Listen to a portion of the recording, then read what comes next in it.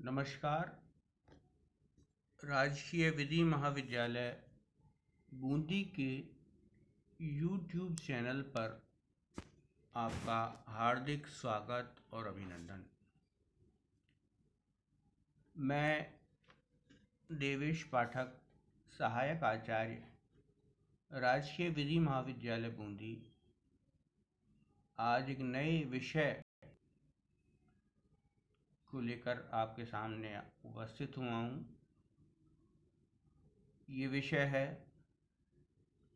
Jurisprudence, विधि शास्त्र जिसको हम कहते हैं। ये आपको सिलेबस में प्रेस्क्राइब किया हुआ है, दिया हुआ है। और जूरिस्प्रूडेंस या विधि शास्त्र जिसको हम कहते हैं, उसका अध्ययन का और अध्यापन का क्या तरीका होना चाहिए, ये क्या है, इसके बारे में हम आज चर्चा करेंगे। तो सबसे पहले हम विधि शास्त्र का एक सामान्य परिचय या सामान्य इसका विषय प्रवेश के बारे में जानकारी लेते हैं। तो जिस विधि शास्त्र के बारे में हम कह सकते हैं कि विधि के विज्ञान के रूप में विधि शास्त्र विधि के बारे में एक विशेष तरह की खोजबीन है। विधि के विज्ञान के रूप में विधि शास्त्र विधि के बारे में एक विशेष तरह की खोजबीन है। इस खोजबीन का उद्देश्य विधि और विधि प्रणालियों के आधार पर विधि और विधि प्रणालियों के आधारभूत सिद्धांतों को निश्चित करना है। क्या है ये?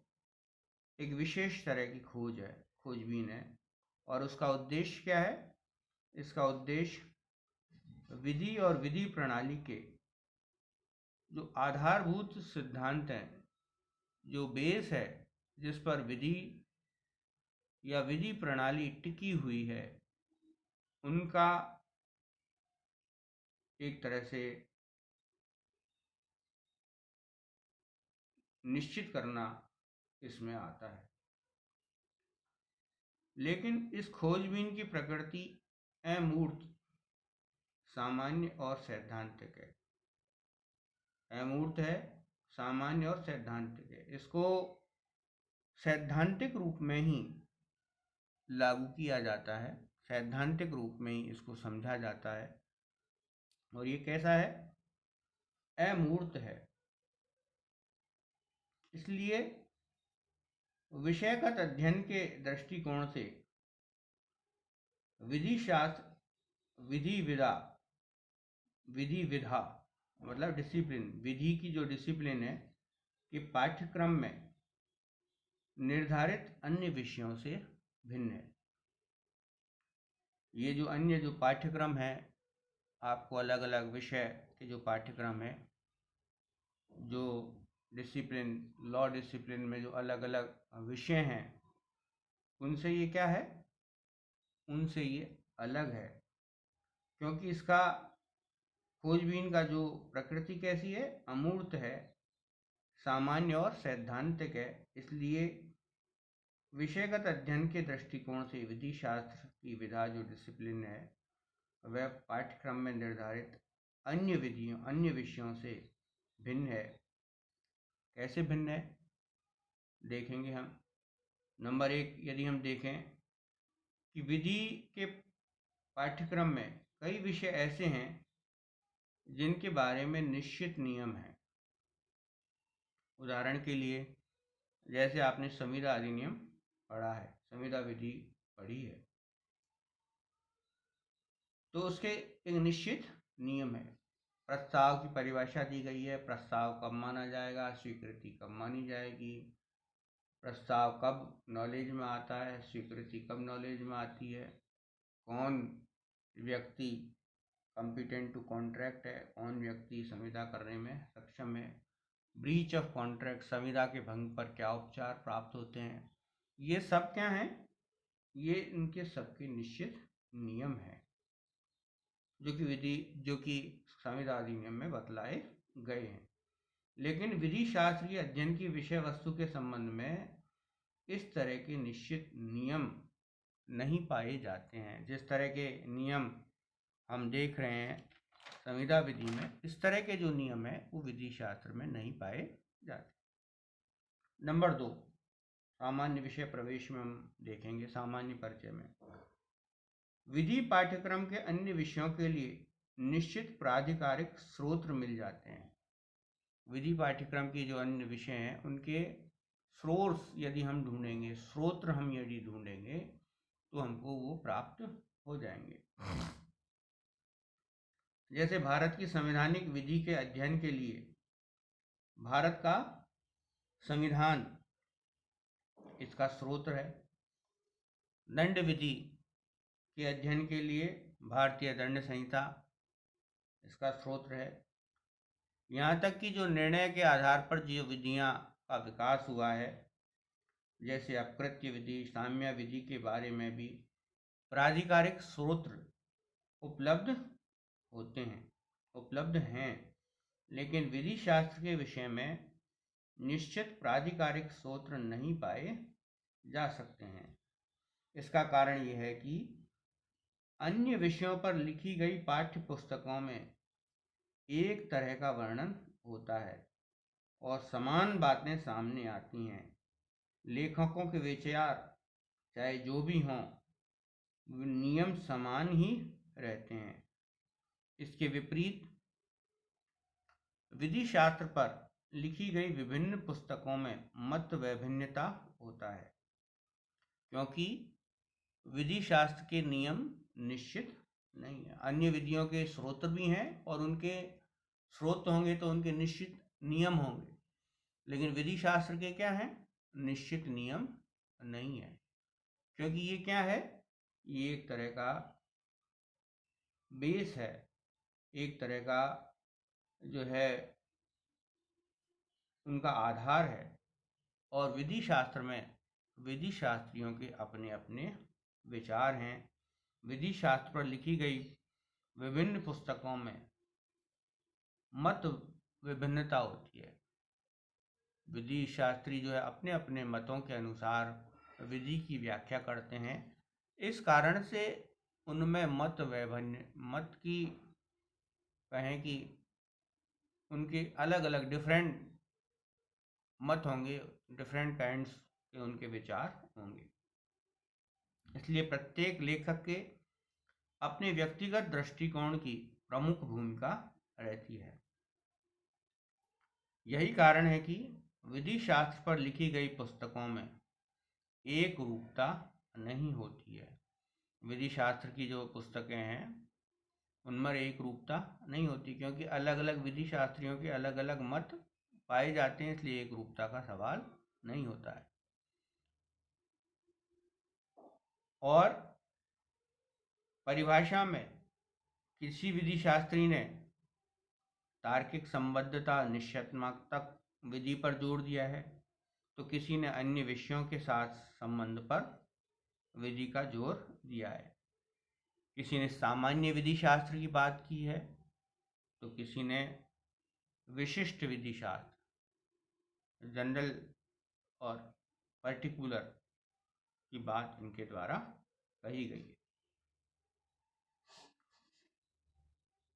इसी के साथ तीसरा पॉइंट यदि हम देखें, तीसरी बात हम यदि विशेष देखें, तो विधि पाठ्यक्रम में अन्य विषयों की तरह विधि शास्त्र का व्यवहारिक समस्याओं के निवारण में कोई विशेष महत्व नहीं होता है। जो व्यवहारिक समस्याएं जो है विधि विद्यार्थियों के सामने आती हैं या कानून के सामने आती हैं, उनमें उनका कोई विशेष महत्व नहीं होता है। उदाहरण के लिए कोई व्यक्ति संविदा करता है और संविदा भंग हो जाती है, एक ने कॉन्ट्रैक्ट किया और ब्रीच ऑफ कॉन्ट्रैक्ट हो गया, तो इससे उत्पन्न समस्या के निराकरण के लिए वह संविदा विधि का सहारा लेकर न्यायालय के माध्यम से तुरंत समाधान प्राप्त कर सकता है। इसके विपरीत विधि शास्त्र का इस तरह का व्यवहारिक महत्व नहीं है। जिस तरह का संविदा अधिनियम का महत्व है, इस तरह का व्यवहारिक महत्व नहीं है। लेकिन इसका मतलब ये भी नहीं है कि विधि शास्त्र का महत्व नहीं है। विधि शास्त्र का महत्व बहुत महत्वपूर्ण है, वो संविदा विधि से भी महत्वपूर्ण है, और उसमें वो आधारभूत बातें बतलाई गई हैं जिनके आधार पर हम संविदा भंग के लिए प्रतिकर है उसका निर्धारण करेंगे। प्रतिकर कब निर्धारण होगा, इस बात का भी जो निश्चय है, उसकी भी रास्ता विधि शास्त्र के माध्यम से ही निकलेगा। तो व्यावहारिक पक्ष नहीं होने पर भी विधि शास्त्र क्या है, महत्वपूर्ण है, बहुत महत्वपूर्ण जो है इसको रखा गया है। नंबर है वो है विधि शास्त्र और अन्य विषयों के अध्ययन के तरीकों में भिन्नता है। विधि शास्त्र और जो अन्य विधियां हैं, संविदा विधि है, ट्रांसफर ऑफ प्रॉपर्टीज एक्ट है, संपत्ति अंतरण अधिनियम है, दंड संहिता है, इनके अध्ययन में भी क्या है, एक रूपता नहीं है, अलग अलग है इनकी। विधि शास्त्र के क्षेत्र में खोजबीन के लिए अपनाए गए तरीके आवश्यक रूप से सामान्य और विशेष प्रकार के अन्य विषयों के अध्ययन और प्रयोग में लागू नहीं किए जा सकते हैं। विधि शास्त्र के अध्ययन में अन्य विषयों की तरह निश्चित प्राधिकारिक सूत्र प्राप्त कर किसी समस्या के संदर्भ में उन्हें लागू नहीं किया जाता, बल्कि इसमें अर्थात विधि शास्त्र में विधि की प्रकृति, विधिक संकल्पना और अंतर्निहित अर्थ और विधिक व्यवस्था के आधारभूत लक्षणों पर प्रकाश डाला जाता है। विधि शास्त्र जो है वो किसी अन्य विधि की भांति किसी अन्य विधि के माध्यम से जो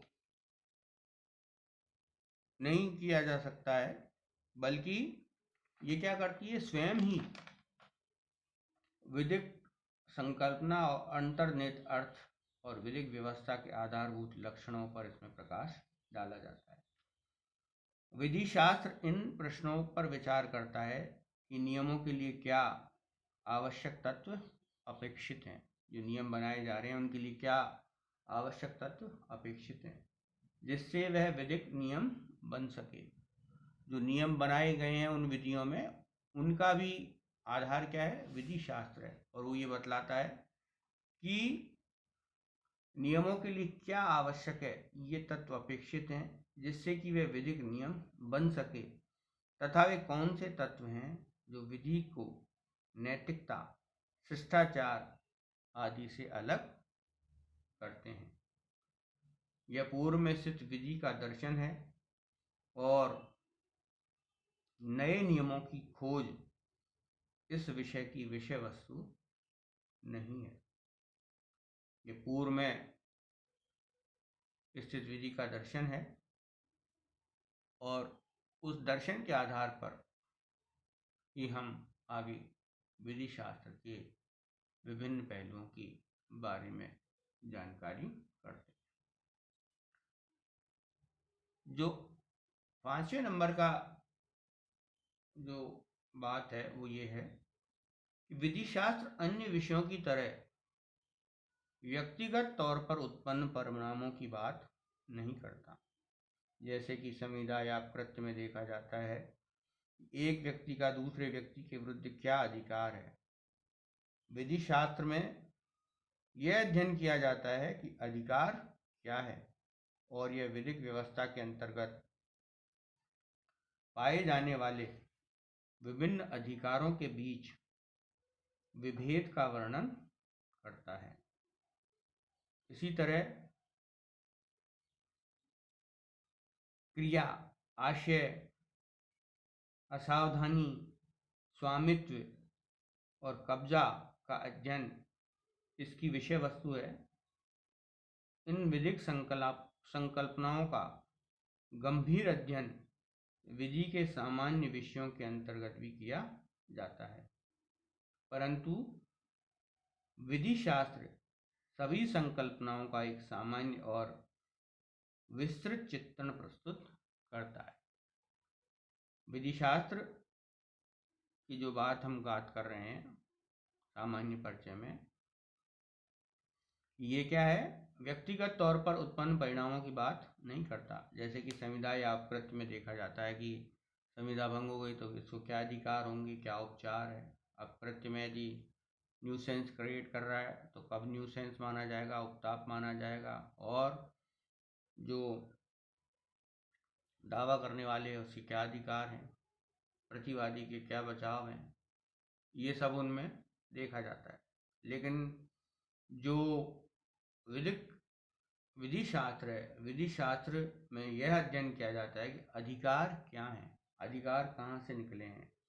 ये विधिक व्यवस्था के अंतर्गत पाए जाने वाले विभिन्न अधिकारों के बीच विभेद का वर्णन करता है। विभिन्न तरह के अधिकार, लीगल राइट्स हैं, कुछ संवैधानिक राइट्स हैं, कुछ साम्या के अधिकार हैं, इन सब में क्या अंतर है, इसका भी अध्ययन इसकी विषय वस्तु है। इन विधिक संकल्पनाओं का गंभीर अध्ययन विधि के सामान्य विषयों के अंतर्गत भी किया जाता है, परंतु विधि शास्त्र सभी संकल्पनाओं का एक सामान्य और विस्तृत चित्रण प्रस्तुत करता है।